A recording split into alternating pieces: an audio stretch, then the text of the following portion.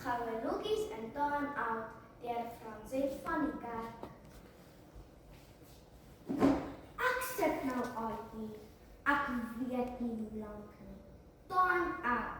Die stil sit en dink plek. Maar ek dink nie. Ek wonder hoekom almal so kwaad is. Ek het net getoets. Dis mos wat ek doen. Ek is Goue loekies. Ek kan nie net glo wat mense van my sê nie. Ek moet dit self probeer. Vanoggend sê juffrou, ek mag nie aan die superkleur vat nie. Maar hoe moet ek weet? Dis regtig super as ek dit nie eens op my vinger kan toets nie. En toe sit my vinger aan my ander vinger vas.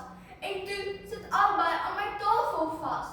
Ek het basies vir 'n rukkie soos 'n standbeeld gesit voor juffrou my gehelp het. En toe sê juffrou kwaai. Klas, hier is die nuwe interkomstelsel van die skool.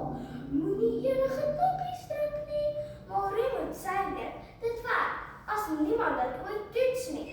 Skelmpies slyp, ek nader. Ek druk, dit werk, baie hard ook. So hard, dat die hele skool gedink het is pausetyd. En na die baie vir 'n pause, wat ek per ongeluk vir die skool gegee het, sien ek, juffrou het 'n splinternuwe mat in die klas. Juffrou sê ernstig, klas, moenie daarop trap nie, dis net verleestig. Maar hoekom sit sy dit dan in die middel van die vloer, om my fiets sommer van self opgaan? Ek trap net een keer daarop, net dat die vloer sag dit is, en toe sien ek dit, 'n breinkom op die splinternuwe mat, op die plek waar my skoen was. Juffrou kyk na die kom.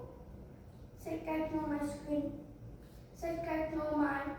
En toe sê sy net, time out. Nou sit ek hier, in die hoek, op die stoel, in time out. Ek het dit ook getoets. Dis baie ongemaklik. O, wat sê die? 'n potlood, net gou toets.